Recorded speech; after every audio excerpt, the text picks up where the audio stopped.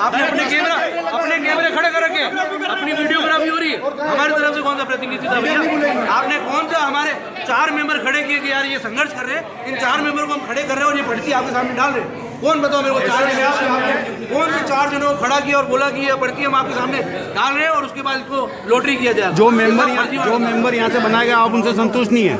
जो मेंबर यहाँ बनाया गया उनसे मेंबर सर इनके हैं, ये स्कूल प्रशासन पहले भी 2 मेंबर बुला चुके हैं और हम उनको मान्य नहीं देते। स्क्रिप्टेड, टोटल स्क्रिप्टेड, अगर ऐसा है तो टोटल स्क्रिप्टेड। और हमारी तो बनी हुई समिति आप उसको एक सेकंड भैया, नियमावली के अनुसार इन्होंने कहा कि हम काम करा रहे हैं, जांच इन्होंने करा दी, उस जांच के अंदर आया बेतहाशा फीस वृद्धि पाई गई। ओके, उसके बाद इन्होंने जो भी हुआ हो हमको पता नहीं, और कंटिन्यूटी में अफसरात जो हैं वो स्कूल के साथ इन्होंने इनको गाइडेंस दिया कि आपको ऐसा करना चाहिए। आज इन्होंने उस कमेटी के अंदर बनाने के लिए घोषणा की और सारे पेरेंट्सों को बुलाया। आज हम एक्टिव थे, हम स्वयं अपने काम छोड़ के यहाँ आए।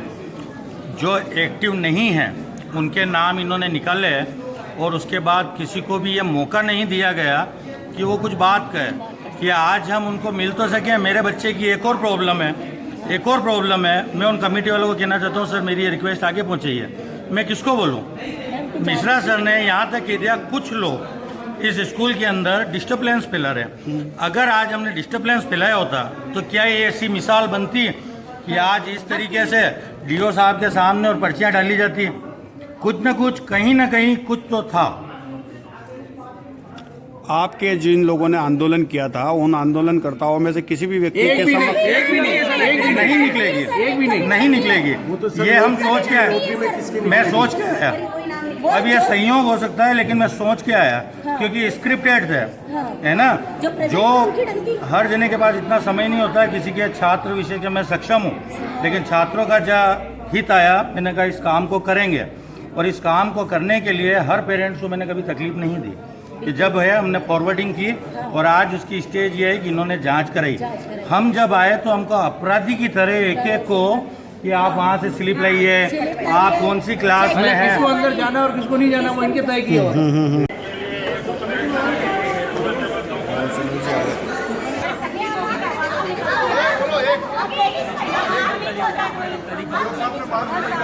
बनाने के लिए पुलिस वाले के लिए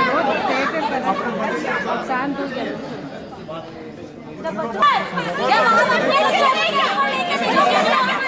अरे उन डीओ साहब को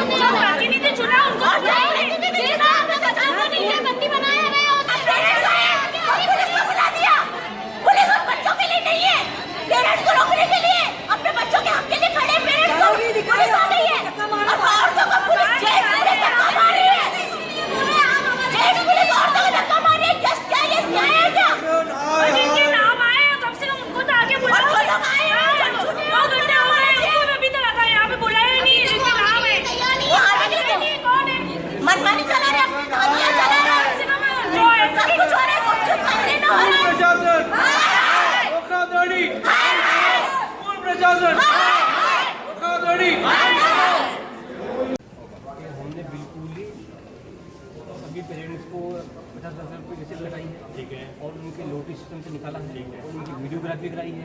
अब 5 पेरेंट्स के नाम लेना है, वो लोटरी सिस्टम में निकाला है। इसमें कोई किसी का भेदभाव नहीं किया गया, किसी का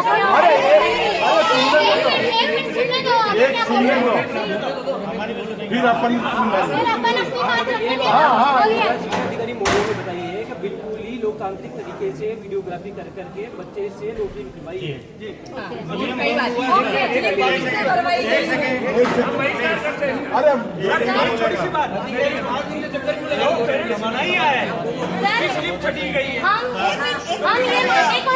आज जहां अभिभावकों की शिकायत पर पहले हमारी जांच हुई थी, तो जांच के अकॉर्डिंग इनके यहाँ कमेटी का गठन नहीं हुआ था, तो हमने एक्ट के अनुसार आज इनका गठन का प्रावधान किया था।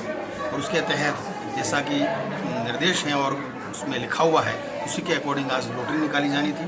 तो जिन अभिभावकों ने अपना 50 रुपये का शुल्क दे करके रसीदें कटवाई थी। वो सारे पेरेंट्स के सामने वीडियोग्राफी कराते हुए हमने उसको फड़वा करके उनके सामने एक बॉक्स में रखवाई और 5 बच्चों को बुलवा करके एक एक करके पर्ची निकलवाई गई। उस पर्ची के पीछे मेरे द्वारा हस्ताक्षर किए गए, सूची बनाई गई और उसके मिनट्स लिखे गए हैं और उसके अकॉर्डिंग 5 पेरेंट्स का चयन किया गया जो अब फीस निर्धारण कमेटी के मेंबर होंगे। जिन पेरेंट्स तो यहाँ पर उपस्थित हैं, 4 पेरेंट्स वो शायद अभी नहीं आ पाए हैं, लेकिन उनको सूचित कर दिया जाएगा और अगली बैठक जब भी होगी उस बैठक में उनको आना होगा और वही बैठ करके आगे का निर्णय करेंगे। जो पर्चियाँ डाली गई थी वो सभी स्कूल के जिन पेरेंट्सों की पर्चियाँ डाली गई थी वो उनके बच्चे इसी स्कूल में पढ़ते हैं? उन्हीं पेरेंट्स के ही डलवाए गए हैं और उन्हीं के रसीदें कटी हुई हैं जिनके बच्चे यहाँ पढ़ रहे हैं। और आज जो विरोध हो रहा है वो किस तरह का विरोध कर रहे हैं? वो यूँ चाह रहे हैं कि वो यूँ कहना चाह रहे हैं, शायद मैंने जैसा सुना, अभी मैं उनसे बात नहीं कर पाया हूँ, कि वो जो यहाँ प्रेजेंट नहीं है उनकी पर्ची नहीं निकली है तो उनको नहीं करके हम में से किसी का चयन किया जाए, क्योंकि एक्ट में ऐसा वो प्रावधान नहीं है। एक्ट में जिसने भी रसीद कटवाई है और वो भले यहाँ प्रेजेंट हो या नहीं हो, वो कमेटी का मेंबर होता है और उसको मीटिंग में आना होता है। मीटिंग में अगर वो नहीं आता या वो इलीगली लिख करके देता है कि मैं इसमें काम नहीं करूँगा, तो उसके लिए दूसरी प्रक्रिया अपने उसको क्या विरोध के अनुसार ये कमेटी का जो चयन है वो होना हो सकता है?